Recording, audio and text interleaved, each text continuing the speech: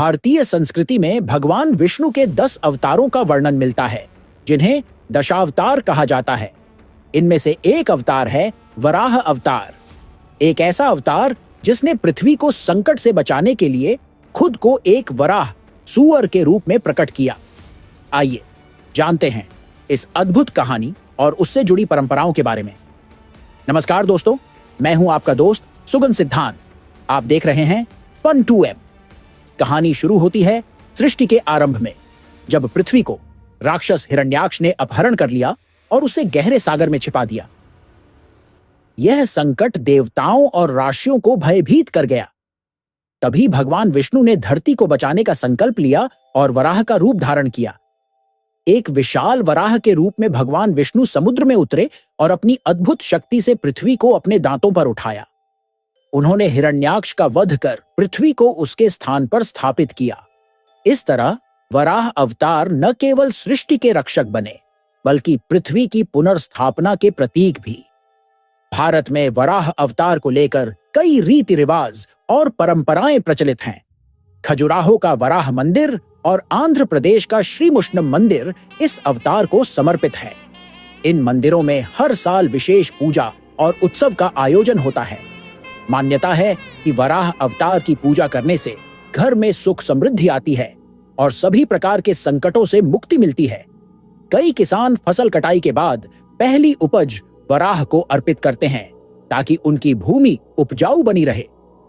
वराह अवतार भारतीय कृषि संस्कृति का भी प्रतीक है।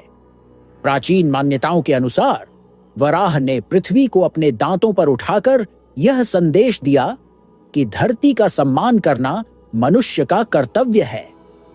इसीलिए भारतीय किसान आज भी फसल उगाने से पहले धरती माता की पूजा करते हैं। तमिल संतों जैसे अल्वार और नायनारों ने वराह अवतार की महिमा का वर्णन किया। तमिल ग्रंथों में भगवान विष्णु के इस रूप की पूजा का खासा महत्व है। यहाँ यह मान्यता है कि वराह अवतार ने पृथ्वी को राक्षस हिरण्याक्ष से बचाया था, जो पृथ्वी को पानी में डुबोकर ले गया था। दक्षिण भारत के विभिन्न हिस्सों में वराह अवतार को वीर वराह स्वामी के नाम से पूजा जाता है। विशेषकर तमिलनाडु और कर्नाटका के कुछ मंदिरों में वराह की पूजा की जाती है, जैसे कि कांची वराह स्वामी मंदिर और बंगालुरु का वराह मंदिर। क्या आप जानते हैं, वराह अवतार की कथा को कई भूगर्भ शास्त्री भी दिलचस्प मानते हैं।